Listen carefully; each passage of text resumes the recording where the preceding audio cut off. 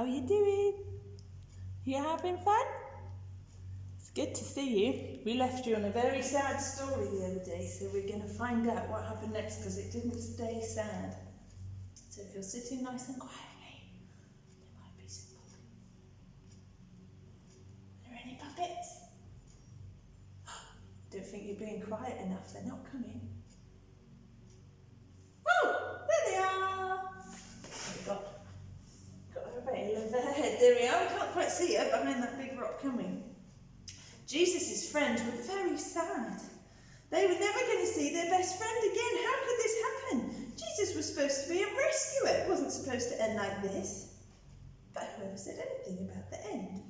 Just before sunrise, on the third day, God sent an earthquake.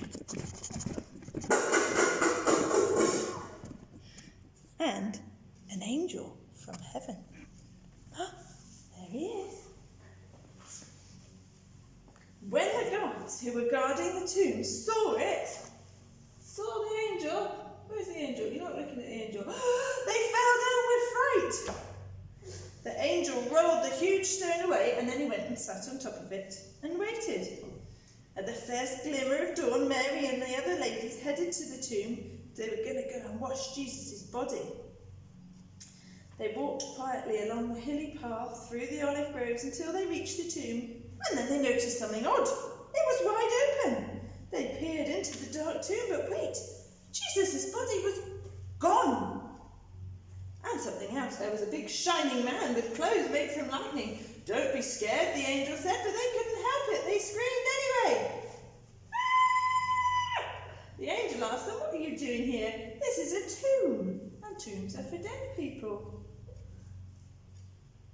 The women couldn't speak.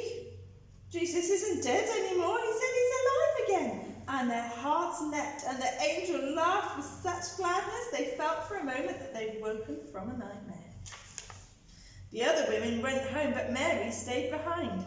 Bye-bye, angel. How could this be true? Jesus was definitely dead. How could he be alive? Just then she heard a noise in the garden. Perhaps it's the gardener, she thought. He'll know where Jesus' body is. I don't know where Jesus is, Mary said urgently. I can't find him. But it was all right. Jesus knew where she was and he'd found her. You need to come up much higher than that. Mary. Only one person said her name like that. She could hear her heart thumping. She turned around. She could make out a figure. She shaded her eyes to look at him. She thought she was dreaming, but she wasn't. She was seeing Jesus. Mary fell to the ground. Sudden tears filled her eyes. Great sobs shook her whole body. All she wanted to do in that moment was cling to Jesus and never let him go. You'll be able to hold me later, Mary, Jesus said gently, and always be close to me. But now go and tell the others that I am alive. Mary ran all the way to the city. She'd never run so far, this way, or fast, all in her whole life. She felt she could have run forever. You need to be much higher in running.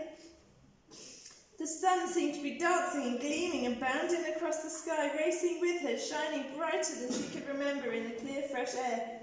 Was God really making everything sad come untrue? Was he making even death come untrue? She couldn't wait to tell Jesus' friends. Bye-bye, puppets. Thank you for listening. Hope you're doing okay.